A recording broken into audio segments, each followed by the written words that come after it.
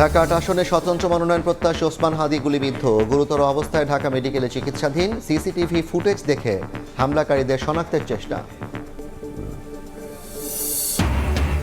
হাদির ওপর হামলায় নির্বাচন বানচালের নীল নকশা দেখছে বিএনপি। উদ্বেগ প্রকাশ জামায়াতের, দ্রুত বিচার চায় এনসিপি। গ্রেপ্তারের নির্দেশ প্রধান উপদেষ্টা। অখুশি হলেও তফসিলকে স্বাগত জানাতে বাধ্য হয়েছেন অনেকে, মন্তব্য বিএনপি নেতাদের। ইসিকে নিরপেক্ষ থাকার আহ্বান, ভোট বানচালের চেষ্টা ঠেকানোর হুঁশিয়ারি প্রেস সচিবের।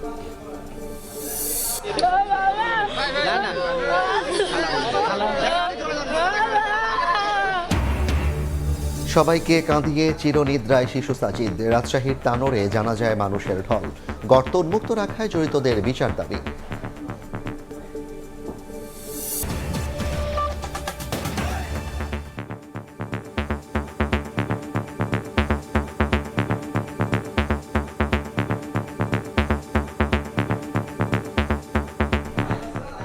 সময় সংবাদের সঙ্গে আছি আমি জাফর সাদিক। ইনকিলাব মঞ্চের মুখপাত্র ও ঢাকা ৮ আসনের স্বতন্ত্র মনোনয়ন প্রত্যাশী শরীফ ওসমান হাদিকে গুলি করেছে দুর্বৃত্তরা। গুরুতর আহত হয়ে তিনি এখন ঢাকা মেডিকেলে চিকিৎসাধীন। দুপুরে রাজধানীর পল্টনে হামলার শিকার হন তিনি। পুলিশ জানায়, মোটরসাইকেলে এসে ৩ দুর্বৃত্ত তাকে গুলি করে পালিয়ে যায়। জড়িতদের ধরতে চলছে অভিযান। শুক্রবার দুপুর 2টা 20 মিনিট রাজধানীর পল্টনের বক্স কালভার্টের সামনে দিয়ে রিকশায় করে যাচ্ছিলেন ইনকিলাব মঞ্চের মুখপাত্র ও ঢাকা ৮ আসনের স্বতন্ত্র মনোনয়ন প্রত্যাশী শরীফ ওসমান হাদি। হঠাৎ মোটরসাইকেলে আসে 2 দুর্বৃত্ত। একেবারে কাছ থেকে হাদিকে গুলি করে পালিয়ে যায় তারা। রিকশা আস্তে আস্তে পিছন একটি বাইক আসে, তখনই হঠাৎ বাইকে 2জন লোক ছিল হেলমেট পরা, তখনই বাইক থেকে রিকশাতে গুলি করে। রিকশার দিকে থেমে মানে যে তার সাথে আরেকজন ছিল, সে চিল্লা তাকে মেডিকেল নিয়ে যায়। গুলিবিদ্ধ হাদিকে সঙ্গে সঙ্গে রিকশায় করেই নেওয়া হয় ঢাকা মেডিকেল কলেজ হাসপাতালে, ভর্তি করা হয় জরুরি বিভাগে। চিকিৎসকরা জানিয়েছেন হাদির অবস্থা আশঙ্কাজনক। গেছি হাদিবার জন্য ওয়েট করতেছি, এই মুহূর্তে কল আসে এক দেশের কুলাঙ্গার আমার হাদিবারে গুলি করছে। হাদির গুলিবিদ্ধের খবর পেয়ে হাসপাতালে ছুটে আসেন স্বজনরা, আসেন বিভিন্ন রাজনৈতিক দলের সহযোদ্ধারাও। ঘটনাকে রাজনৈতিক হামলার অভিযোগ তাদের। এদিকে হাদিকে গুলি করার পরপরই ঘটনাস্থলে যায় পুলিশ, সেনাবাহিনী সহ আইন শৃঙ্খলা বাহিনীর সদস্যরা। আশপাশে সিসিটিভি ফুটেজ সংগ্রহ করে শুটারদের শনাক্তের চেষ্টা করছে তারা। পাশাপাশি ব্যবহার করা হচ্ছে প্রযুক্তিও। এখন আমরা কনক্রিট কোনো সিদ্ধান্ত যেতে পারছি না, আমাদের কার্যক্রম অব্যাহত আছে। আমরা আরো কার্যক্রম সম্পন্ন করার পর হয়তো বলতে পারবো যে আসলে উনি এক্সাক্ট কোথায় গুলিবিদ্ধ হয়েছেন এবং কে বা কারা তারা গুলি করেছে। জড়িত যারাই হোক আইনের আওতায় আনার ঘোষণা পুলিশের। ইনকিলাব মঞ্চের মুখপাত্র হাদি জুলাই গণ অভ্যুত্থানে ভূমিকা রেখে আলোচনায় আসেন। সম্প্রতি ঢাকা ৮ আসনে নির্বাচনের ঘোষণা দেন তিনি। মাসুদুর রহমান, সময় সংবাদ, ঢাকা। এই মুহূর্তে ঢাকা মেডিকেলে আছেন তানভীর হাসান মেঘ এবং পল্টন এলাকায় আছেন সহকর্মী স্বপন আহমেদ। প্রথমে যাচ্ছি মেঘের কাছে। মেঘ, ঢাকা ৮ আসনের স্বতন্ত্র প্রার্থী এবং ইনকিলাব মঞ্চের মুখপাত্র ওসমান বিন হাদি দুপুরে কিছুক্ষণ পরপরই বিজয়নগর এলাকায় তিনি গুলিবিদ্ধ হয় এবং তার পরপরই আমরা সামাজিক যোগাযোগ মাধ্যমে একটি ভিডিও দেখেছি। সেখানে আমরা দেখেছি যে রিকশার মাধ্যমে তাকে ঢাকা মেডিকেল কলেজ হাসপাতালে নিয়ে আসা হয় এবং তার পরপরই তাকে জরুরি যে বিভাগ সেখানে তাকে ভর্তি করা হয়। একটু জানিয়ে রাখি যে শুক্রবার জুম্মার নামাজের পর রাজধানীর বিজয়নগরের কালভার্ট রোড এলাকার গুলির ঘটনাটা ঘটে এবং তাকে ঢাকা মেডিকেল কলেজের হাসপাতালে পরপরই নিয়ে আসা হয় এবং আমরা এই মুহূর্তে দেখছি ঢাকা মেডিকেল কলেজ হাসপাতালে কয়েক স্তরের নিরাপত্তা কিন্তু আমরা দেখতে পাচ্ছি। আমরা প্রথমেই যেটি দেখতে পাচ্ছি সে বিজিবির পরপর সেনাবাহিনী মোতায়েন রয়েছে। মূলত এই যে ঢাকা মেডিকেল কলেজ হাসপাতালে যে প্রধান যে ফটকটি রয়েছে, এই প্রধান ফটকে চিকিৎসার জন্য নানা জায়গা থেকে কিন্তু এখানে রোগীরা আসছেন। সেই জায়গা থেকে যাতে কোনো ভোগান্তি না হয় সেটি কিন্তু তারা নিয়ন্ত্রণ করার চেষ্টা করছে এবং সেই সঙ্গে কিছুক্ষণ আগে আমরা দেখেছি রাজনৈতিক দলের বেশ কয়েকজন উচ্চ পর্যায়ের শীর্ষ পর্যায়ের নেতাকর্মীরা কিন্তু এখানে এসেছেন এবং আমরা দেখেছি যে মূলত ওসমান বিন হাদিকে দেখার জন্যই তারা এসেছেন এবং সেই সঙ্গে আমরা এটিও দেখেছি যে মির্জা আব্বাস, বিএনপি থেকে মির্জা আব্বাস এসেছিলেন এবং তিনি আসার পরপরই জরুরি বিভাগে ঢুকেছিলেন এবং দেখার পরপরই যখন বের হয়ে হয়ে আসছিলেন, ঠিক সেই সময়টাই ঢাকা মেডিকেল কলেজ হাসপাতালের যে পরিবেশ সেটি কিন্তু অনেকটাই উত্তপ্ত হয়ে ওঠে। কেন বলছে এই কথা? মির্জা আব্বাসের যে গাড়ি সেটি বের হওয়ার সাথে সাথেই ইনকিলাব মঞ্চের যে সংগঠনটি রয়েছে সেই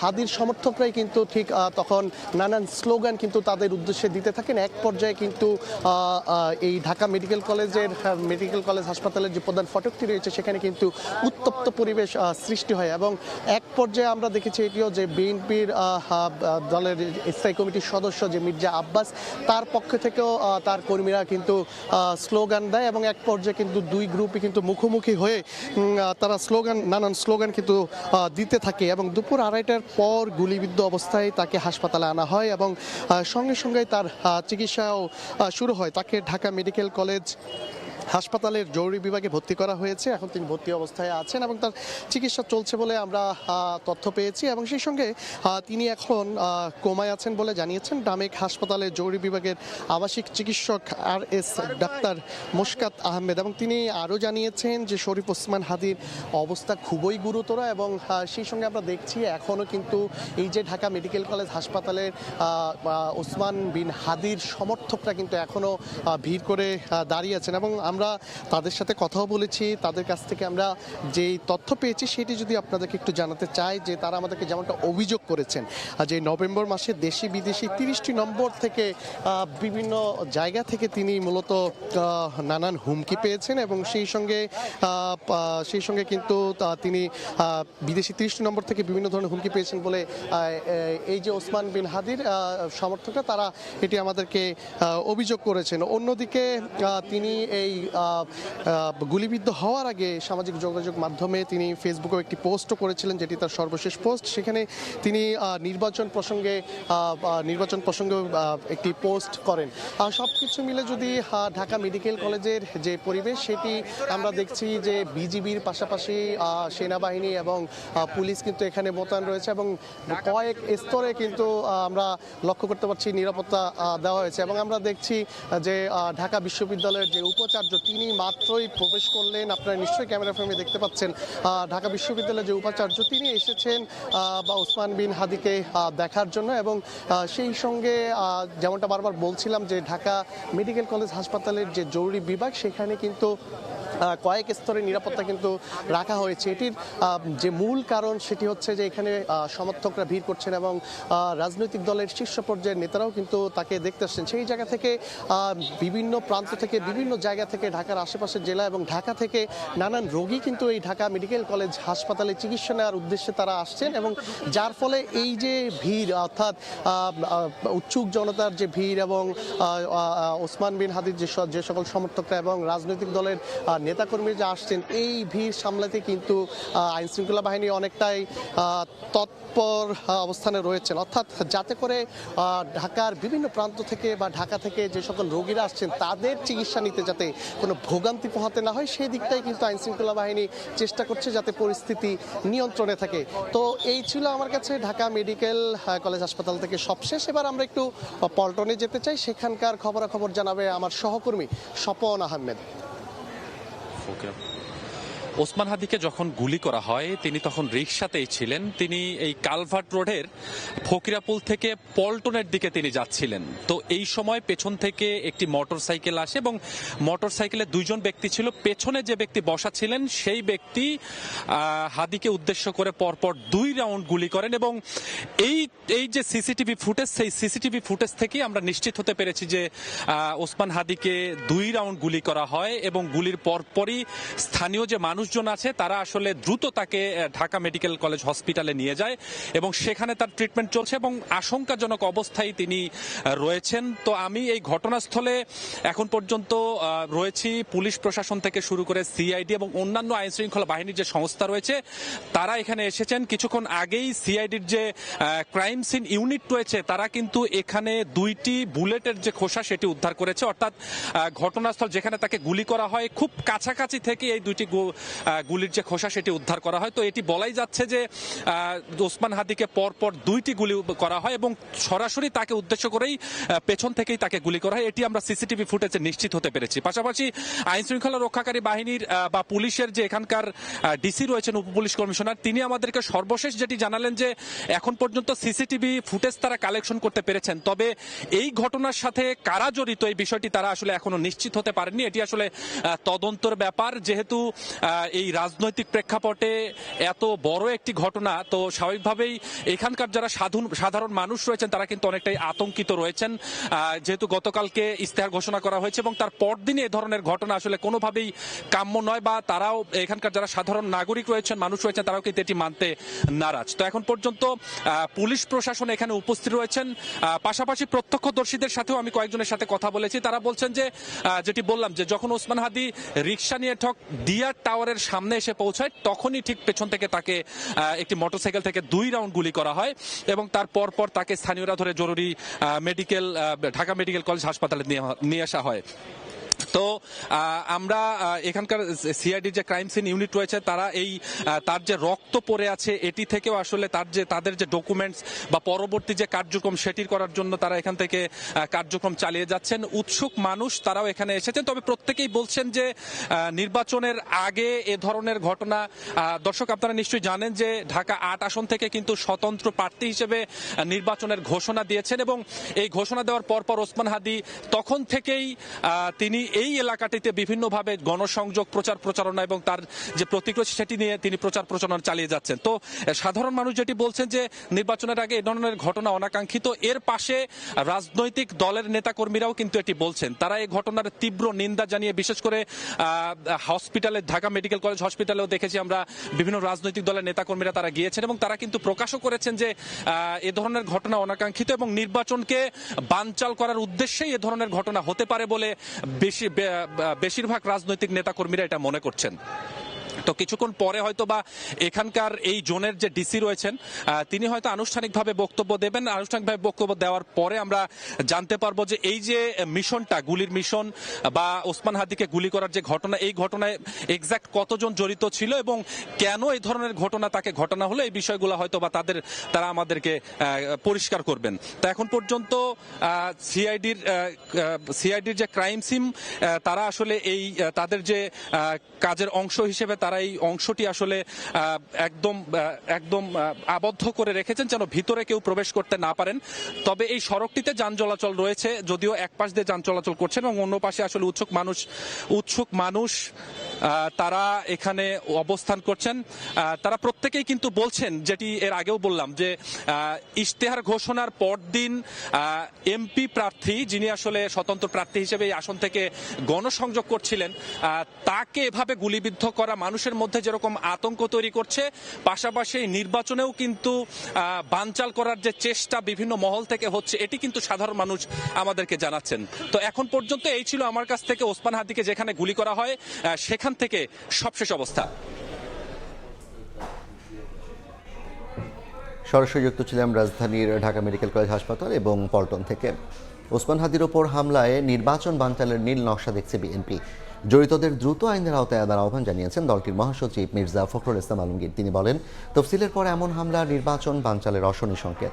উদ্বেগ প্রকাশ করেছেন জামায়াতের আমির ডাক্তার শফিকুর রহমানও। দ্রুত বিচারের দাবি জানিয়েছেন সিপি। হামলাকারীদের দ্রুত গ্রেপ্তারের নির্দেশ দিয়েছেন প্রধান উপদেষ্টা ডক্টর মোহাম্মদ ইউনূস।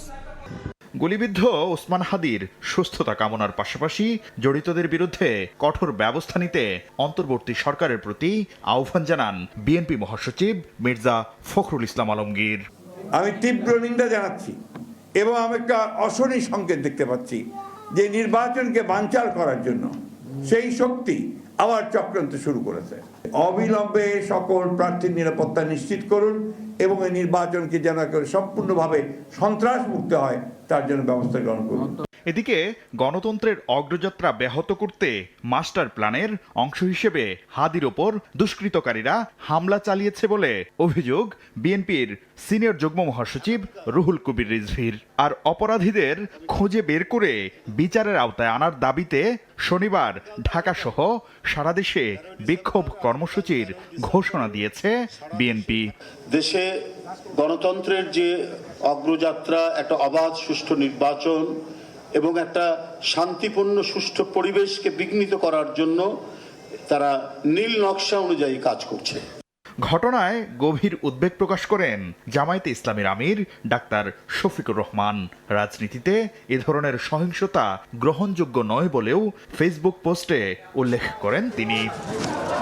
ওসমান হাদির ওপর হামলার ঘটনায় তীব্র নিন্দা জানিয়ে দ্রুত বিচার নিশ্চিত করার দাবি জানান এনসিপির মুখ্য সমন্বয়ক নাসির উদ্দিন পাটোয়ারি। আমরা আমাদের জীবন নিয়ে শঙ্কা বিরাজ করছে আমাদের মধ্যে। বর্তমান সরকারকে, যারা মাঠে আছেন তাদেরকে নিরাপত্তা বিধান করতে হবে। যারা এই হামলাগুলো করেছে, আমরা মনে করি এটা ইলেকশনকে বানচাল করার জন্য এই ধরনের প্রচেষ্টা চালানো যাচ্ছে। আমাদের ভাইরা গুলিবিদ্ধ হয়েছে। আমরা জাতীয় নাগরিক পার্টির পক্ষ থেকে এর তীব্র নিন্দা এবং প্রতিবাদ জানাচ্ছি। এদিকে হামলায় জড়িতদের দ্রুত আইনের আওতায় আনার নির্দেশ দিয়েছেন প্রধান উপদেষ্টা ডক্টর মোহাম্মদ ইউনূস। নির্বাচনকে বাধাগ্রস্ত করতে কোনো ধরনের সহিংসতা বরদাস্ত করা হবে না বলেও বিবৃতিতে উল্লেখ করেন তিনি। শাকির আহমেদ, সময় সংবাদ, ঢাকা। ওসমান হাদির ওপর হামলার প্রতিবাদে শাহবাগে বিক্ষোভ মিছিল ও সমাবেশ করছেন বিভিন্ন সংগঠনের নেতাকর্মীরা। এই মুহূর্তে সেখানে আছেন সহকর্মী শফিক মুন্সি। বিস্তারিত জানতে সরাসরি চলে যাচ্ছি তার কাছে। শফিক, জুলাই অভ্যুত্থানের অন্যতম নায়ক এবং ইনকিলাব মঞ্চের আহ্বায়ক, ঢাকা ৮ আসনের সংসদ সদস্য পদপ্রার্থী শরীফ ওসমান মোহাম্মদ হাদির উপর যে হামলা, সেই হামলার ঘটনায় কিন্তু বিক্ষোভ জানিয়ে জুলাই অভ্যুত্থানে নেতৃত্ব দানকারী বিভিন্ন সংগঠনের নেতাকর্মীরা এই শাহবাগ জাদুঘরের সামনে বিক্ষোভে অংশ নিয়েছে এবং তারা এই বিক্ষোভ থেকে দ্রুত এই ধরনের নৃশংস ঘটনার আইনি পদক্ষেপ সরকারের কাছে কামনা করেছে। তারা বলেছে যে ওসমান হাদির উপর যারা হামলা করেছে তাদেরকে অতি দ্রুত যেন গ্রেপ্তার করা হয়। একই সাথে সারা দেশে জুলাই অভ্যুত্থানে যারা অংশ নিয়েছিল তাদের উপর যে প্রত্যক্ষ এবং পরোক্ষ নানা ধরনের হুমকি আছে সে বিষয়ে কিন্তু সরকারের দৃষ্টিপাত তারা কামনা করেছে। একই সাথে তারা যে বিষয়টি স্পষ্ট করে বলেছে যে পলাতক ফ্যাসিবাদ এবং দিল্লির আধিপত্যবাদের কারণে এ ধরনের ঘটনা ঘটে যাচ্ছে এবং তারই পরিপ্রেক্ষিতে আজ ওসমান হাদির উপর হামলার ঘটনা ঘটেছে। আমরা জানি যে আজ দুপুরে কিন্তু ওসমান হাদির উপর হামলার ঘটনা ঘটে এবং তারপর তিনি এখন ঢাকা মেডিকেল কলেজ হাসপাতালে রয়েছেন চিকিৎসাধীন। তার দ্রুত আরোগ্য কামনায় কিন্তু আজ বাদ মাগরিব অর্থাৎ সন্ধ্যায় সারা দেশের মসজিদগুলোতে দোয়ার আয়োজন করার জন্য অনুরোধ জানিয়েছে এই জুলাই অভ্যুত্থানে নেতৃত্ব দানকারী বিভিন্ন সংগঠনের নেতারা। তারা বেলা 4:30 থেকে এই শাহবাগ মোড়ে প্রথমে অবস্থান নেয় এবং তারপর এই জাদুঘরের সামনে তাদের বিক্ষোভ সমাবেশ শুরু করে এবং তারা কিন্তু যে বিষয়টি খুব স্পষ্ট বার্তা দিচ্ছে সরকারের প্রতি যে ওসমান হাদির উপর হামলাকারী যেই হোক না কেন তাকে অতি দ্রুত গ্রেপ্তার করতে হবে এবং আগামী দিনে বাংলাদেশের সুষ্ঠু নির্বাচনের জন্য জুলাই অভ্যুত্থানে অংশ নেওয়া সকলকে পরিপূর্ণ নিরাপত্তা প্রদান করতে হবে। তো এই ছিল আমার কাছে শাহবাগ থেকে বিক্ষোভ সমাবেশের সর্বশেষ। সরাসরি যুক্ত ছিলাম রাজধানী শাহবাগ থেকে। রাজধানীর কৃষিবিদ ইনস্টিটিউশনে বিএনপির দেশ গড়ার পরিকল্পনা কর্মসূচিতে ভার্চুয়ালি বক্তব্য রাখছেন ভারপ্রাপ্ত চেয়ারম্যান তারেক রহমান। সরাসরি যাচ্ছি সেখানে। বাস্তবতা যখনই আসবে তখনই কর্মসংস্থানের ব্যবস্থা আসবে, তাই নয় কি? কর্মসংস্থানের চিন্তা আসবে যে কি করব আমি, আমার তো পরীক্ষা শেষ, 6 মাসে 1 বছরের মধ্যে শেষ অথবা শেষ হয়ে গেছে, আমি এখন কি করব? প্রিয় ভাই বোনেরা, তোমরা হয়তো তোমাদের একটু বড় যারা এবং অবশ্যই তোমাদের থেকে 5 বছর ছোট, 10 বছর ছোট যাদের প্রত্যেকটা মানুষের ক্ষেত্রে কিন্তু প্রত্যেকটা মানুষের ভেতরে বিভিন্ন রকম কোয়ালিটি আছে। আইটির জগৎ, এখন আইটির ক্ষেত্রে কত রকম কি সুবিধা আমরা তৈরি করতে চাইছি যার মাধ্যমে আমাদের আগামী প্রজন্ম, তোমাদের সহকর্মীরা, তোমাদের ছোট প্রত্যেকে কিভাবে একটা কর্মসংস্থানের ব্যবস্থা করতে পারবে, আইটির ক্ষেত্রেই আমরা কয়েকটি তুলে ধরেছি তোমাদের সামনে। নিশ্চয়ই বাই নাও তোমরা জানো, শুনেছো না? শুনেছো তো নাকি? আইটি সেক্টরে আমরা কি করতে পারি। যেমন কথা প্রসঙ্গে আমি একটি বলি, সোশ্যাল মিডিয়া খালি ছোট ছোট আধা মিনিট, 1 মিনিট, 1.5 মিনিট, 2 মিনিটের কন্টেন্ট দেখি আমরা। আমাদের তরুণ সমাজের বহু সদস্য সুন্দর সুন্দর কন্টেন্ট তৈরি করে। কেউ হিস্টোরিক্যাল বিষয় তৈরি করে, কেউ বিভিন্ন জিওগ্রাফিক্যাল বিষয় তৈরি করে, কেউ বিভিন্ন জোক তৈরি করে, কেউ বিভিন্ন সিরিয়াস অন্য মেডিকেল বিষয় তৈরি করছে, ছোট ছোট, যা মানুষকে বিভিন্ন জিনিস, ভালো ভালো জিনিসও শেখাতে সক্ষম।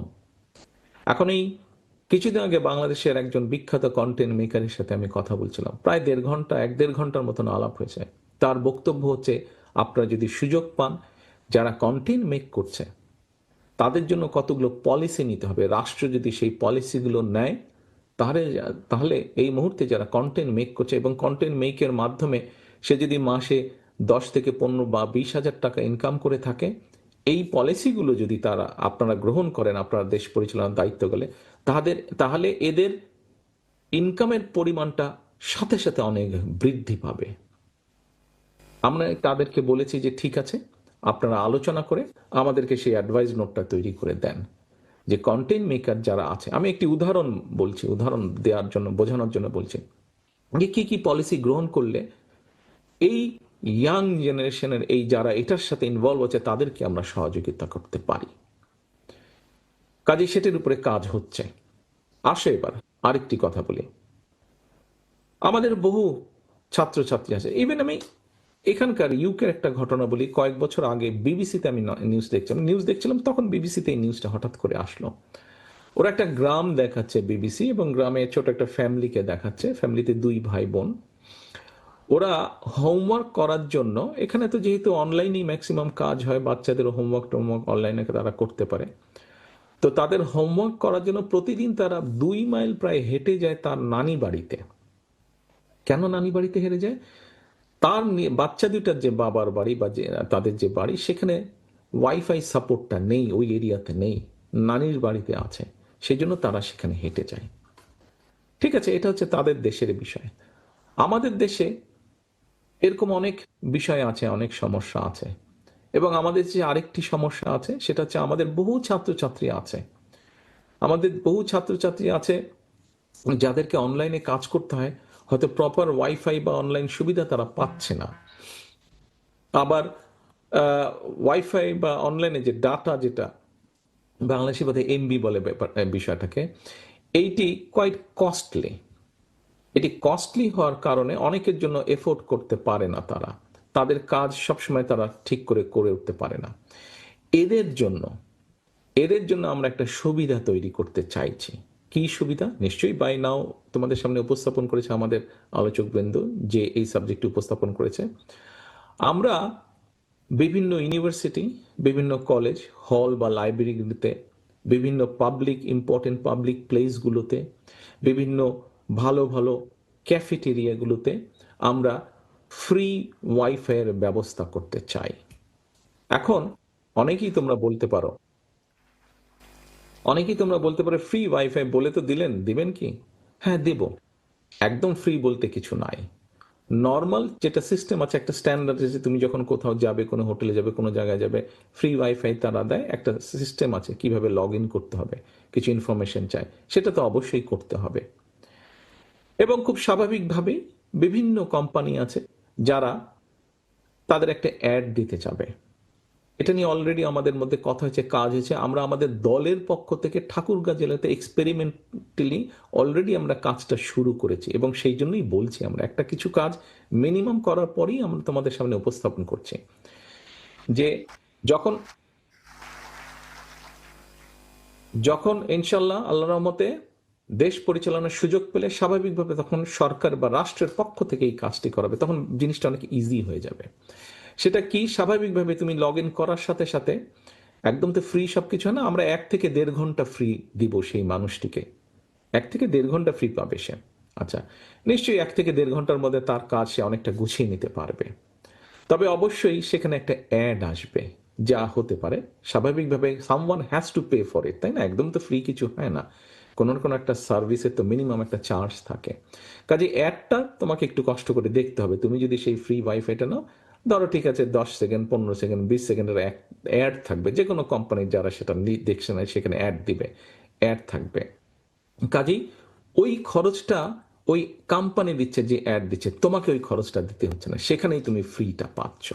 কাজে আমরা এই স্কোপটা তৈরি করতে চাই আমাদের হাজার হাজার লক্ষ কোটি তরুণ সমাজ যাদের সমস্যা আছে ইন্টারনেটের জন্য পে করা। তাতে কি হবে, যেমন ওই কন্টেন্ট মেকারদের কথা বললাম, ওরা যেমন সুবিধা পাবে, আমাদের তরুণ সমাজের, যুব সমাজের অনেক ছেলেমেয়েরা আছে যারা বিভিন্ন অনলাইন শপিং এর কাজ করে, যে এইখানে একটা জিনিস পাওয়া যায়, কে কিনবে, এটা বিভিন্ন রকমের কম কাজ আছে, ডাটা প্রসেসিং এর কাজ করে, বিভিন্ন ডিজাইনিং এর কাজ করে, তাদেরকে এই সুযোগটা আমরা করে দিতে চাইছি যাতে তাদের জন্য সহজ হয়। আরেকটা আমি একটু এক্সপ্লেন করছি, আরেকটি চিন্তা ভাবনা আমাদের আছে। বাংলাদেশের বিভিন্ন জায়গায় আমরা বিগত সরকারের সময় দেখেছি যে একটা অদ্ভুত একটা ট্রেন্ড ছিল মেগা প্রজেক্ট বা বড় বড় প্রজেক্ট করার। তো এটার উদ্দেশ্য কি, পিছনে কি, এটা তো আমরা জানি বাই নাও, বুঝে গিয়েছি আমরা। এখন এরকম সায়েন্স পার্ক নাকি পার্ক এরকম করার নামে অনেক বিল্ডিং টিল্ডিং করা হয়েছিল সে সময়, কিন্তু সেগুলো এখন ব্যারন ভূমিতে পরিণত হয়েছে। মানে সেখানে গরু ছাগল চড়ে বেড়ায়, আমি খোঁজ খবর নিলাম যেটা, অথবা কোনো কোনো জায়গায় কেউ কমিউনিটি সেন্টারের মতন ভাড়া নিয়ে সেখানে তারা বিয়ে শাদীর অনুষ্ঠান এরকম হয়। আমরা চাচ্ছি এই জায়গাগুলোকে আমরা খালি করব, সুন্দর করে মিনিমাম মেনটেন করে একটা জায়গা।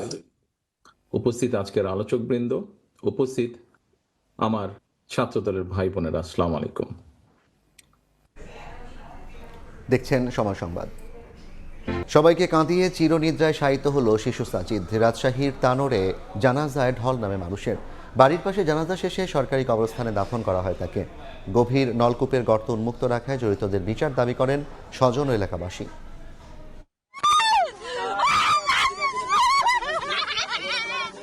হাসি খুশি আর খুনসুটিতে সারাক্ষণ ব্যস্ত রাখত বুকের মানিক। তাকে হারিয়ে দিশেহারা বাবা মা।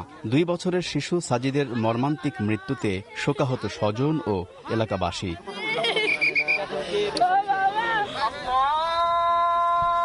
রাজশাহীর তানোরে গভীর নলকূপের পরিত্যক্ত গর্তে পড়ে জীবন প্রদীপ নিভে যাওয়া শিশু সাজিদ চিরনিদ্রায় শায়িত হল।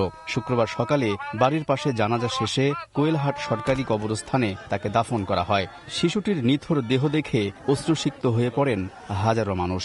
এভাবে পরিত্যক্ত অবস্থায় সেই নলকূপের জায়গাটি তিনি ফেলে রেখেছিলেন, এটা আমি একজন সাধারণ মানুষ হয়ে বলছি, এটা একটা ভুল কাজ তিনি করে ফেলেছেন। বরেন্দ্র অঞ্চলে একটা ডিপ বসাতে গিয়ে কয়েক জায়গাতে বোরিং করতে হয়, তো সকলেই যেন সতর্ক হয়, যেখানে গর্ত সেখানে মোজা দিবে, তাহলে এই অকাজটা আমাদের ঘটতো না। 3টা ছিলেন, একটাতেই পড়েছেন, আরো 2টো আছেন। আমি যেটা বলতে চাচ্ছি যে আসলে আইনের আওতায় নিয়ে আসা উচিত। সবাই নিজের দায়িত্বের বিষয়ে সতর্ক থাকে যাতে আর কারো কোনো ক্ষয়ক্ষতি না হয়। পিএমডিএ কে আমি নির্দেশনা দিয়েছি যে এরকম আরো কোনো অবৈধ কোনো গর্ত বা এরকম আরো কিছু আছে কিনা সেগুলো আইডেন্টিফাই করতে, এবং করা হলে সেগুলো কারা করেছে তাদের বিরুদ্ধে আমরা অবশ্যই ব্যবস্থা নিব, এবং সেইগুলো যেন বন্ধ করে পরবর্তীতে যেন আর কোনো দুর্ঘটনা না ঘটে সেটার জন্য আমরা কাজ করব। বুধবার দুপুরে মায়ের সঙ্গে বাড়ির পাশে বিলে যাওয়ার সময় পরিত্যক্ত গভীর নলকূপের গর্তে পড়ে যায় শিশু সাজিদ। পরে শুরু হয় উদ্ধার অভিযান। খনন করা হয় বড় গর্ত।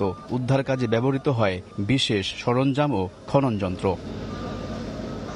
ফায়ার সার্ভিসের 8টি ইউনিটের চেষ্টায় বৃহস্পতিবার রাত 9টার দিকে মাটির প্রায় 50 ফুট গভীর থেকে শিশুটিকে অচেতন অবস্থায় বের করে আনেন ফায়ার সার্ভিস কর্মীরা। এরপর তানোর উপজেলা স্বাস্থ্য কমপ্লেক্সে নেওয়া হলে মৃত ঘোষণা করেন চিকিৎসক। আলতাফ হোসাইন, সময় সংবাদ, রাজশাহী। দাবি আদায়ে পূর্ব ঘোষণা অনুযায়ী মেট্রো রেল চলাচল বন্ধ রেখে সর্বাত্মক কর্মবিরতি পালন করছেন কর্মকর্তা কর্মচারীরা। এতে ভোগান্তিতে পড়েছেন যাত্রীরা। এই মুহূর্তে রাজধানীর ফার্মগেট মেট্রো স্টেশনে আছেন তোফাজ্জল হোসেন। সরাসরি যাচ্ছি তার কাছে। তোফাজ্জল,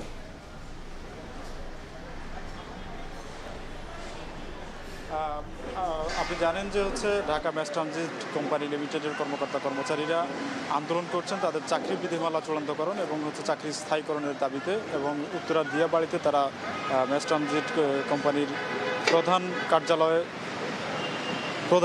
প্রধান কার্যালয়ে তারা অবস্থান নিয়েছে এবং এমডিকে অবরুদ্ধ করে রেখেছে। সেখানে প্রচুর সেনা সদস্য প্রচুর সেনা সদস্য সেখানে অবস্থান নিয়েছে তাকে সেভ করার জন্য, এবং এর কারণে ঢাকা শহরের প্রত্যেকটি মেট্রো স্টেশনে তালা ঝুলিয়ে দিয়েছে তারা, এবং যাত্রীরা এসে বারবারই ফিরে যাচ্ছেন এবং তারা গন্তব্যে যেতে পারছেন না। গন্তব্যে যেতে না পেরে তারা বিকল্প যানবাহনে যাচ্ছেন, এবং এই কারণে মূলত ট্রেন যোগাযোগ বিঘ্নিত হচ্ছে আর যাত্রী ভোগান্তি বাড়ছে ক্রমেই। শুক্রবার বিকাল 3টা থেকে মূলত এই আন্দোলন শুরু হয়। পূর্ব ঘোষণা অনুযায়ী সরকার থেকে 60 দিনের সময় দেওয়া হয়েছিল, যাতে তাদেরকে চাকরি বিধিমালা চূড়ান্ত করার আশ্বাস দিয়ে, কিন্তু সেই আশ্বাস পূরণ না হয় তারা আন্দোলনে নেমেছে।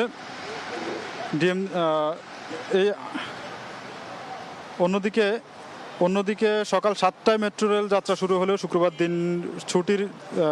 ছুটির দিন বিকাল 3টা থেকে রাত 9টা পর্যন্ত মেট্রো রেল চলাচল করে, কিন্তু আজকে আন্দোলনের কারণে মেট্রো রেল চলাচল করছে না, যে কারণে যাত্রী ভোগান্তি বাড়ছে। কর্মচারীদের আন্দোলন নিয়ে জানতে বেশ কয়েকবার ফোন করা হলেও ডিএমসিএল এর কর্মকর্তাদের সঙ্গে যোগাযোগ করা সম্ভব হয়নি। 2013 সালে ডিএমসিএল এর প্রতিষ্ঠার 12 বছর পেরিয়ে গেলেও প্রতিষ্ঠানটির 900-র বেশি কর্মচারীর জন্য এখনও কোনো স্বতন্ত্র চাকরি বিধিমালা চূড়ান্ত করা হয়নি। 2022 সালের 28 ডিসেম্বর মেট্রো রেল বাণিজ্যিক অপারেশন শুরু হওয়ার পর থেকে উন্মুক্ত নিয়োগে যোগ দেওয়া এসব কর্মচারী দিন রাত দায়িত্ব পালন করলেও ছুটি এবং অন্যান্য সুযোগ সুবিধা ঠিকমতো পাচ্ছেন না, তাদের অভিযোগ। এবং 2024 সালে একবার আন্দোলন শুরু হয়, তখন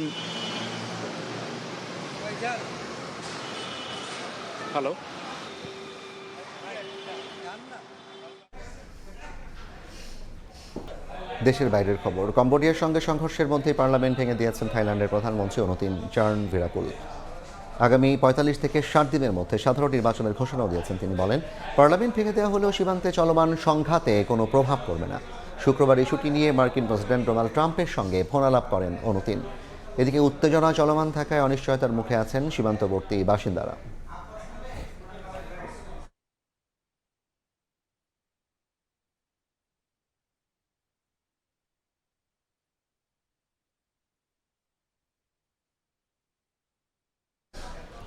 খেলার খবর। ভারত সাউথ আফ্রিকা টি-20 সিরিজের খবর। সমতায় ফিরল সাউথ আফ্রিকা। দ্বিতীয় ম্যাচে ভারতকে 51 রানে হারিয়েছে প্রোটিয়ারা। প্রথমে ব্যাট করে 4 উইকেটে 213 রান করে সফরকারীরা। জবাবে 162 রানে গুটিয়ে যায় ভারত। টস হেরে ব্যাট করতে নেমে ভালো শুরু করতে পারেনি সাউথ আফ্রিকা। 38 রানে বিদায় নেন রেজা হেনরিক্স। দ্বিতীয় ইনিংসে মার্করামকে সঙ্গে নিয়ে বিধ্বংসী ইনিংস খেলেন কুইন্টন ডিকক। মার্করাম 29 করে আউট হলেও আগ্রাসী ব্যাটিং করে 50 তুলে নেন ডিকক। শেষ পর্যন্ত প্রোটিয়া ওপেনার থামেন 90 রানে, রান আউটের শিকার হয়ে। শেষ দিকে ডেভন ফেরেইরা ও মিলারের ঝোড়ো ইনিংসে সাউথ আফ্রিকা 4 উইকেট হারিয়ে ভারতকে 214 রানের টার্গেট দেয়। জবাব দিতে নেমে দাঁড়াতেই পারেনি ভারতের টপ অর্ডার। 32 রানে বিদায় নেয় ওদের প্রথম সারির 3 ব্যাটার। দলীয় 67 রানে অক্ষর প্যাটেল আউট হলে বড় হারের সংখ্যায় পড়ে ভারত। 5 নম্বর পজিশনে ব্যাট করতে আসা তিলক ভার্মা 62 রানের ইনিংস খেললেও হার হারাতে পারেননি স্বাগতিকরা। 162 রানে গুটিয়ে যায় ভারত।